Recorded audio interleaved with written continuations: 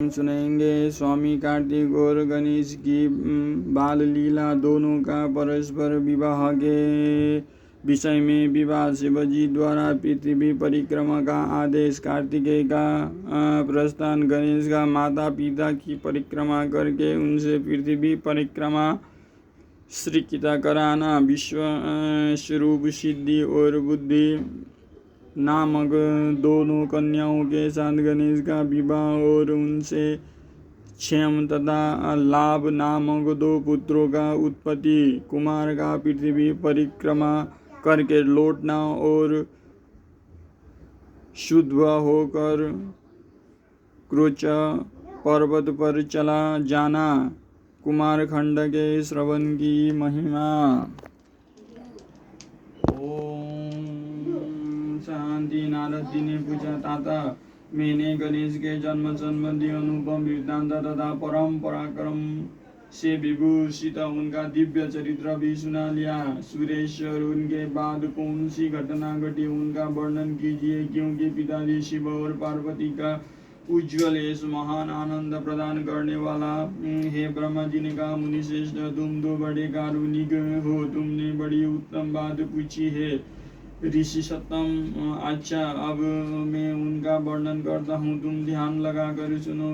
विप्रेंद्र, शिव और पार्वती अपने दोनों पुत्रों की बाल लीला देख देख कर महान प्रेम से मग्न रहने लगे। पुत्रों का लाड़ प्यार करने के कारण माता पिता का सुख दिनों दिन बढ़ता जाता था और वे दोनों कुमार प्रीतिपूर्वक आनंद के साथ तरह तरह की लीलाएं करते थे। मुनीश्वर, वे दोनों बालक स्वामी कार्तिक और गणेश भक्तिपूरित चित्त से सदा माता पिता की परिचर्या किया करते थे। इससे माता पिता को महान स्नेह सम्मुख और गणेश पर शुक्ल पक्ष के चंद्रमा की भांति दिन प्रतिदिन बढ़ता ही गया। एक समय शिव और शिवा दोनों प्रेम पूर्वक एकांत में बैठकर यो विचार करने लगे कि हमारे ये दोनों पुत्र विवाह के योग्य हो गए। अब इन दोनों का शुभ विवाह कैसे संपन्न हो। हमें तो जैसे सड़ानंद प्यारा है वैसे ही गणेश भी है। ऐसी चिंता में पड़कर वे दोनों लीलावश आनंद मग्न हो गए। मुने, माता पिता से विचार को जानकर उन दोनों पुत्रों के मन में भी विवाह की इच्छा जाग उठी। वे दोनों पहले मैं विवाह करूंगा यो बारंबार कहते हुए परस्पर विवाद करने लगे। तब जगत के अधीश्वर वे दोनों दंपति पुत्रों की बात सुनकर लौकिक आचार का आश्रय ले परम विस्मय को प्राप्त हुए। कुछ समय बाद उन्होंने अपने दोनों पुत्रों को बुलाया और उनसे इस प्रकार कहा। शिव पार्वती बोले, सुपुत्रों, हम लोगों ने पहले से ही एक ऐसा नियम बना रखा है, जो पुत्र जो तुम दोनों के लिए सुखदायक होगा। अब हम यथार्थ रूप से उसका वर्णन करते हैं। तुम लोग प्रेम पूर्वक सुनो। प्यारे बच्चों, तुम दोनों पुत्र समान ही प्यारे हैं। किसी पर विशेष प्रेम ही हो ऐसी बात नहीं है। अतः हमने तुम लोगों के विवाह के विषय में एक ऐसी शर्त बताई हो जो दोनों के लिए कल्याणकारिणी है। वो शर्त यह है कि जो सारी पृथ्वी की परिक्रमा करके पहले लौट आएगा उसी का शुभ विवाह पहले किया जाएगा। ब्रह्मा जी कहते हैं, मुने, माता पिता की यह बात सुनकर सरजन्मा महाबली कार्तिकेय तुरंत ही अपने स्थान से पृथ्वी की परिक्रमा करने के लिए चल दिए, परंतु अगाध बुद्धि संपन्न गणेश वहीं खड़े रह गए। वे अपनी उत्तम बुद्धि का आश्रय ले बारंबार मन में विचार करने लगे कि अब मैं क्या करूं, कहाँ जाऊं। परिक्रमा तो मुझसे हो नहीं सकेगी, क्योंकि कोस भर चलने के बाद आगे मुझसे चला जाएगा नहीं। फिर सारी पृथ्वी की परिक्रमा करके मैं कैसे सुख प्राप्त कर सकूंगा। ऐसा विचार कर गणेश ने जो कुछ किया उसे सुनो। उन्होंने अपने घर लौट कर विधि पूर्वक स्नान किया और माता पिता से इस प्रकार कहा। गणेश जी बोले, पिताजी एवं माताजी, मैंने आप लोगों की पूजा करने के लिए यहाँ 2 आसन स्थापित किए हैं। आप दोनों इस पर विराजिए और मेरा मनोरथ पूर्ण कीजिए।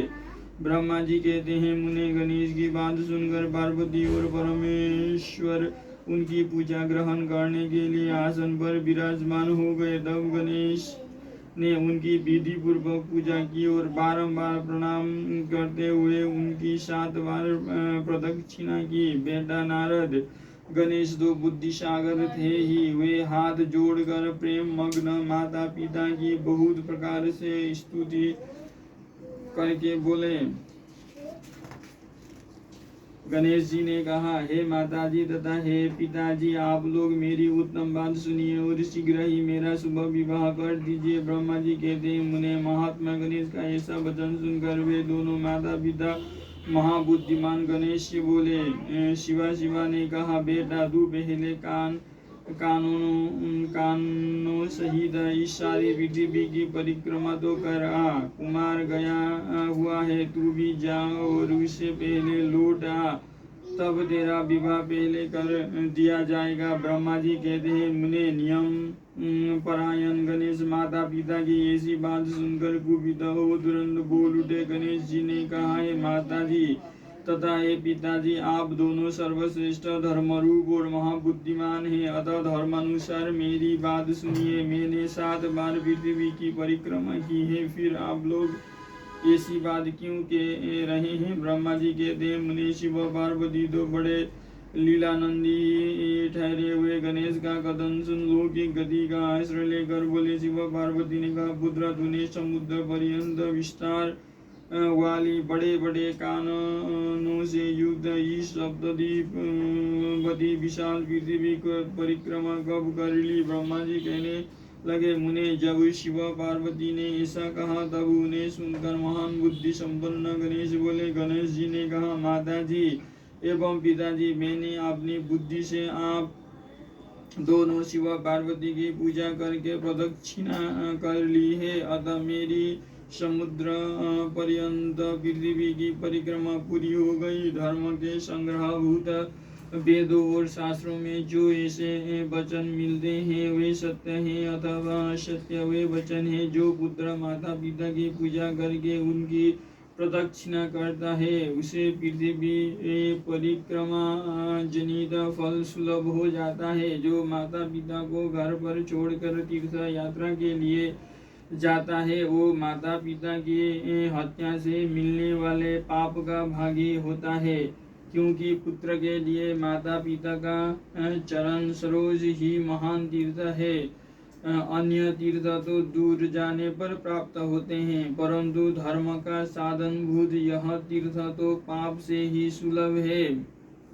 पुत्र के लिए माता पिता और स्त्री के लिए पति, ये दोनों सुंदर तीर्थ घर में ही वर्तमान है। ऐसा जो वेद शास्त्र निरंतर उद्घोषित करते रहते हैं उसे फिर आप लोग असत्य कर दीजिए। जो यदि वो असत्य हो जाएगा तो निस्संदेह वेद भी असत्य हो जाएगा और वेद द्वारा वर्णित आपका यह स्वरूप भी झूठा समझा जाएगा। इसीलिए या तो शीघ्र ही मेरा शुभ विवाह कर दीजिए अथवा यो कह दीजिए कि वेद शास्त्र झूठे हैं, आप दोनों धर्म रूप हैं। अतः भली भांति विचार करके इन दोनों में जो परमोत्तम पतित हो उसे प्रयत्न पूर्वक करना चाहिए। ब्रह्मा जी कहते हैं, मुने तब जो बुद्धिमानों में श्रेष्ठ उत्तम बुद्धि संपन्न तथा महान ज्ञानी है वो पार्वती नंदन गणेश इतना कहकर चुप हो गए। उधर वे दोनों पति पत्नी जगदीश्वर शिव पार्वती गणेश के वचन सुनकर परम विस्मित हुए। तदनंतर वे यथार्थभाषी एवं अद्भुत बुद्धि वाले अपने पुत्र गणेश की प्रशंसा करते हुए बोले। शिवा ने कहा, बेटा तू महान आत्मबल से संपन्न है, इसी से तुमसे निर्मल बुद्धि उत्पन्न हुई है। तूने जो बात कही है वो बिल्कुल सत्य है, अन्यथा नहीं है। दुख का अवसर आने पर जिसकी बुद्धि विशिष्ट हो जाती है उसका दुख उसी प्रकार विनष्ट हो जाता है जैसे सूर्य के उदय होते ही अंधकार। जिसके पास बुद्धि है वही बलवान है, बुद्धिहीन के पास बल कहाँ। पुत्र वेद शास्त्र और पुराणों में बालक के लिए धर्म पालन की जैसी बात कही गई है वो सब तूने पूरी कर ली। तूने जो बात की है वो दूसरा कौन कर सकता है। हमने तेरी वो बात मान ली, अब इसके विपरीत नहीं करेंगे। ब्रह्मा जी कहते हैं, नारद यो कहकर उन दोनों ने बुद्धिसागर गणेश को सांत्वना दी और फिर वे उनके विवाह के संबंध में उत्तम विचार करने लगे। इसी समय जब प्रसन्न बुद्धि वाले प्रजापति विश्वरूप को शिवजी के उद्योग का पता चला, तब उस पर विचार करके उन्हें परम सुख प्राप्त हुआ। उन प्रजापति विश्वरूप के दिव्य रूप संपन्न एवं सर्वांग शोभना दो सुंदरी कन्याएं थी, जिनका नाम सिद्धि और बुद्धि था। भगवान शंकर और गिरिजा ने उन दोनों के साथ हर्षपूर्वक गणेश का विवाह सत्कार संपन्न किया। उस विवाह के अवसर पर संपूर्ण देवन प्रसन्न होकर पधारे। उस समय शिव और पार्वती का जैसा मनोरथ था उसी के अनुसार विश्वकर्मा ने वो विवाह किया। उसे देखकर ऋषियों तथा देवताओं को परम हर्ष प्राप्त हुआ। मुने गणेश को भी उन दोनों पत्नियों के मिलने से जो सुख प्राप्त हुआ उसका वर्णन नहीं किया जा सकता। कुछ काल के पश्चात महात्मा गणेश के उन दोनों पत्नियों से दो दिव्य पुत्र उत्पन्न हुए। उनमें गणेश पत्नी सिद्धि के गर्भ से सेम नामक पुत्र पैदा हुआ और बुद्धि के गर्भ से जिस परम सुंदर पुत्र ने जन्म लिया उसका नाम लाभ हुआ। इस प्रकार जब गणेश अचिंत्य सुख का भोग करते हुए निवास करने लगे, तब दूसरे पुत्र स्वामी कार्तिक पृथ्वी की परिक्रमा करके लौटे। उस समय नारद जी ने आकर कुमार स्कंद को सब समाचार सुनाए। उन्हें सुनकर कुमार के मन में बड़ा शोभ हुआ और वे माता पिता शिवा के द्वारा रोके जाने पर भी न रुककर कोच पर्वत की ओर चल गए। देवर से इसी दिन से शिवपुत्र स्वामी कार्तिकेय का कुमारत्व कुंवारपना